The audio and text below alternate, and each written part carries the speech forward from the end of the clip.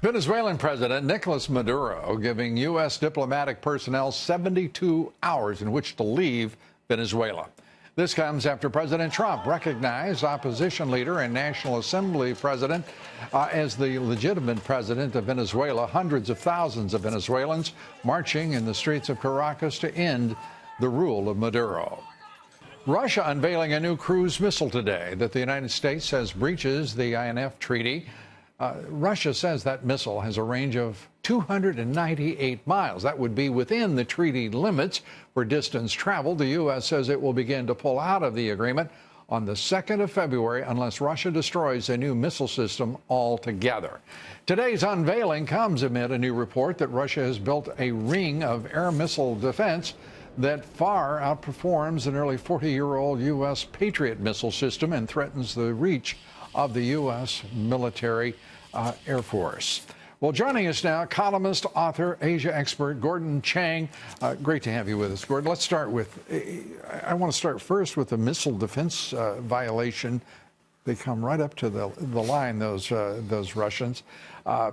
The United States right now seems to be playing from, behind the sticks, as they say in football. And we've got to catch up. They've got hyper velocity missiles. They have got all sorts of surface to air defense systems and missiles and seem to be moving ahead.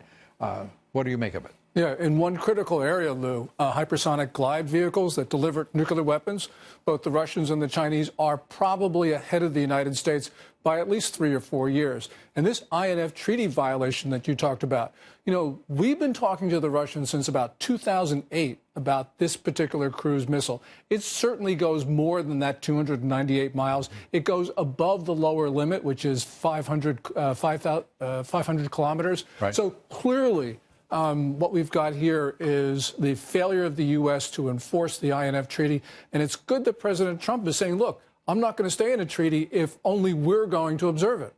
Yeah, I'm going to do a quick conversion. 500 kilometers equals 300 miles. 310 miles.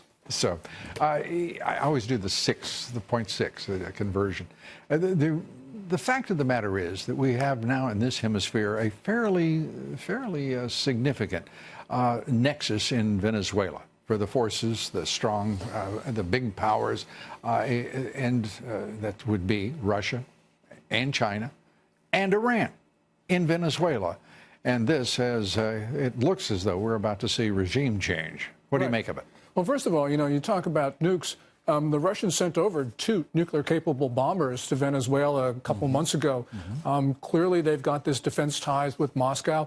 China is supporting Venezuela to the tune of probably somewhere $23, $24 billion worth of exposure. Right. The Chinese just extended another $5 billion credit line to Maduro a month or 2 ago. So clearly, China's keeping the Venezuelan socialist regime in power.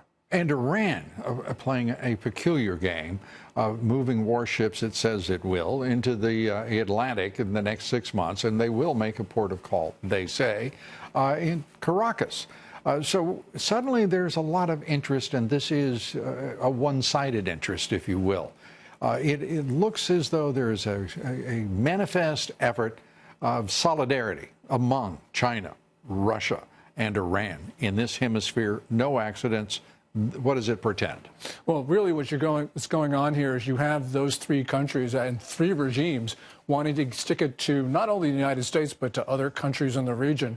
And so they've been working very closely with Cuba and with Venezuela to keep socialism alive in this hemisphere. Well, if it's alive, it's on life support because it's utterly a failed state. Well, the ideology, of course, has failed, but they've put a lot of money behind it to keep Maduro and before him Chavez going. And, this is important for us because, we have a Monroe Doctrine. We don't want colonial powers in our region. And clearly, we're willing to compete with the Chinese on a fair basis. We've welcomed the Chinese into the Inter-American Development Bank, for instance. No, but what's going on? Why should we do that? We shouldn't have done it, but we did. I know. And the point is that we're willing to compete with them on a fair basis. But, what they're doing in Venezuela and Cuba and elsewhere just isn't fair. And clearly, the Chinese influence in the region is malign. malign intent. You know Russia is not our friend. They've made that very clear. The Chinese are not, neither are the Iranians, and we are tolerating this at this point. There will be, it looks as though, a new government in Caracas. This president has already recognized the young political leader who is the president of the National Assembly as the interim president.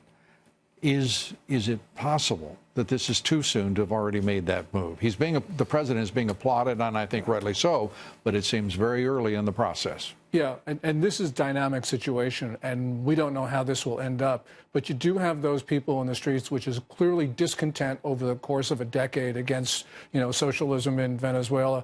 This is going to be a very, very difficult situation for us. But the one thing the Trump administration has done, to its credit, it's lined up allies: Canada, Brazil, Chile, countries in the region. Now also, yeah. When you get Argentina and Brazil working together like that, it's always encouraging. Gordon Chang, thanks so much for being with us. Thanks, Appreciate it.